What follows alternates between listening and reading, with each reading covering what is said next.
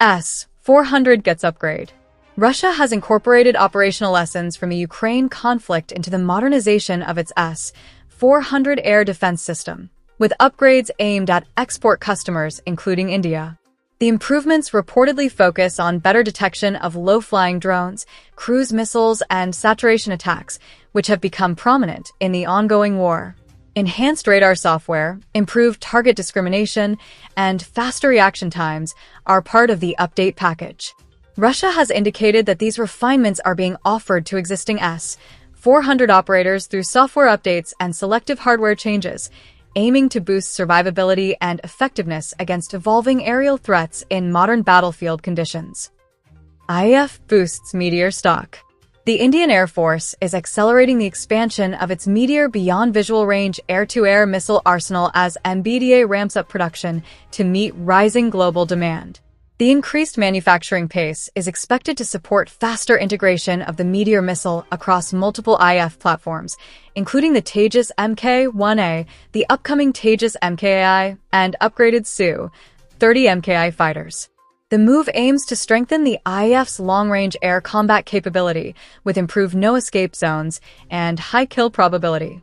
Officials indicate that platform-specific integration timelines are being aligned to ensure operational readiness amid evolving regional air threat scenarios. U.S. ISRO drone.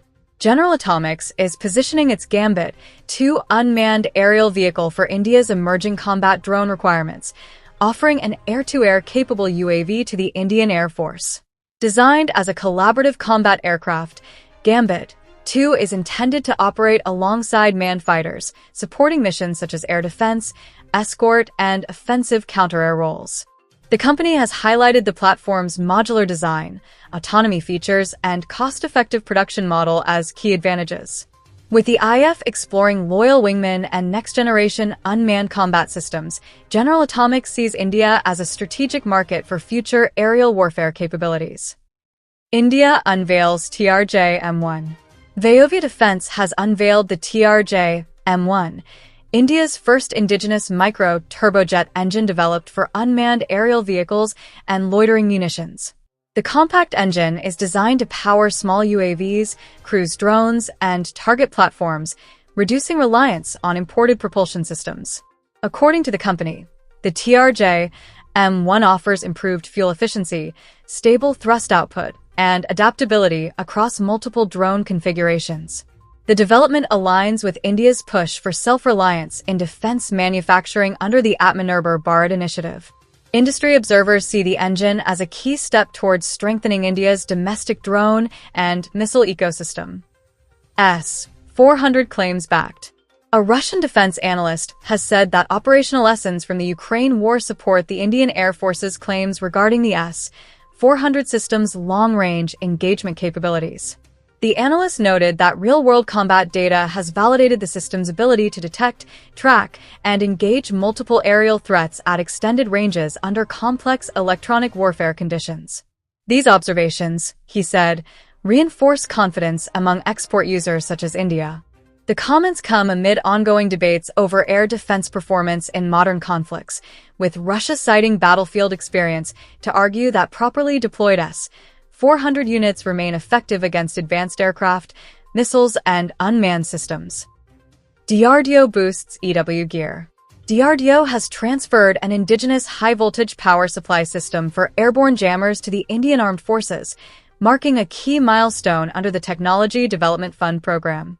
Developed by Bengaluru-based VersaByte, the system is designed to support next-generation electronic warfare payloads on aircraft platforms. The compact and reliable power supply enhances jammer performance while meeting stringent airborne safety and weight requirements. Officials said the technology will reduce dependence on imported components and speed up induction of advanced EW systems. The development highlights growing private sector participation in defense innovation and DRDO's push to operationalize indigenous technologies for frontline use. JAXA, ISRO talks. Japan's space agency JAXA is exploring collaboration with ISRO on space robotic arms following India's successful SpotX mission, which demonstrated advanced in-orbit docking capabilities. JAXA officials have indicated interest in leveraging India's growing expertise in autonomous rendezvous, proximity operations, and robotic technologies for future joint projects. Potential areas include satellite servicing, debris removal, and assembly of large structures in space. The discussions reflect deepening India-Japan space cooperation amid rising focus on on-orbit operations. India's SpaceX success has positioned ISRO as a credible partner in complex space robotics, drawing attention from major global space agencies. Maoism near end. Union Home Minister Amit Shah has said India is on the cusp of eliminating Maoism, citing sustained security operations and development efforts in affected regions. He highlighted improved coordination among central and state forces, better intelligence sharing, and infrastructure expansion in remote areas as key factors behind the decline in left-wing extremism. According to the Home Ministry, incidents of Maoist violence and civilian casualties have dropped significantly over the past decade. Shah reiterated the government's commitment to restoring peace and accelerating development in former Maoist strongholds, asserting that the remaining pockets of extremism will be dealt with decisively in the coming period. Atmanirbharta defined. Defense Secretary, DP, has defined Atmanirbharta as achieving indigenous design and development of defense equipment while retaining full control over upgrades and life cycle support. He stressed that true self-reliance goes beyond local manufacturing and includes ownership of critical technologies, software, and intellectual property. This approach, he said, ensures the armed forces can rapidly upgrade systems to meet evolving threats without external dependence. The remarks were made amid efforts to strengthen India's domestic defense ecosystem through public-private partnerships and technology-driven innovation. The emphasis on design authority and upgrade freedom reflects India's long-term strategy to build resilient, future-ready military capabilities. 491 officers commissioned. A passing-out parade was held at the Indian Military Academy in Dhurandhar, marking the commissioning of 491 young officers into the Indian Army. The ceremony showcased the culmination of rigorous training undertaken by the cadets, preparing them for leadership roles across various arms and services. Senior military officials and families attended the event, which featured traditional drills and military honors.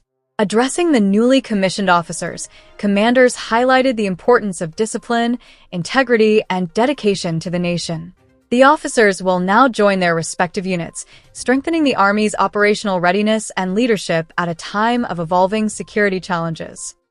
ICGS Sarthak in Kuwait. Indian Coast Guard ship Sarthak has concluded its goodwill visit to Kuwait, aimed at strengthening maritime cooperation and bilateral ties. During the visit, the ship's crew engaged with the Kuwait Coast Guard through professional exchanges, joint interactions, and courtesy calls. The engagement focused on enhancing coordination in maritime security, search and rescue, and pollution response operations.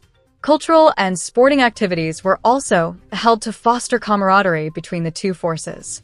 The visit reflects India's commitment to deepening maritime partnerships in the Gulf region and supporting cooperative approaches to regional maritime safety and security.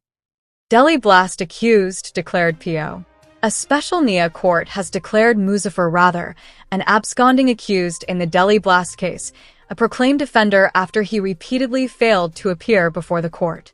The National Investigation Agency said Rather is suspected to have played a key role in the conspiracy behind the blast and has been evading arrest for a prolonged period. Following the court's order, authorities can initiate further legal measures, including attachment of property, to compel his appearance. The NIA continues efforts to trace and apprehend the accused, reiterating its commitment to bringing all individuals involved in terror-related cases to justice. OGW network hit. Security forces have launched a major crackdown against the Overground Worker (OGW) network in Kashmir, conducting raids at multiple locations across the valley. Jammu and Kashmir police said over 150 suspects were detained for questioning as part of efforts to dismantle support systems aiding militant groups. The operation focused on individuals allegedly involved in providing logistics, shelter, and intelligence to terrorists. Officials stated that the coordinated action was intelligence-driven and aimed at disrupting terror financing and recruitment networks. The crackdown comes amid heightened security measures in the region, with authorities reaffirming zero tolerance toward terrorism and its local support structures. CM questions normalcy. A chief minister has said the center cannot claim a return to normalcy, while several tourist destinations remain closed due to security concerns. He argued that restrictions on popular tourist spots reflect ongoing challenges on the ground and contradict official claims of stability. The CM stressed that tourism is a key indicator of peace and public confidence, and prolonged closures hurt local livelihoods and the regional economy. He called for a realistic assessment of the situation rather than optimistic messaging. The remarks come amid political debate over security conditions, with the center maintaining that overall law and order has improved significantly in recent years. Dhurandhar sparks row. The release of Dhurandhar has triggered a political storm, with parties debating its content, alleged propaganda, and depiction of sensitive security issues. Some political leaders claim the film glorifies terrorism or distorts facts, while others defend it as a work of creative freedom. The controversy has sparked heated discussions across social media and news platforms, with calls for censorship from certain quarters and counterarguments emphasizing artistic expression. Film industry representatives stress the importance of balancing national sentiment with storytelling. Authorities are monitoring the situation as debates continue over the intersection of cinema, politics, and national security narratives.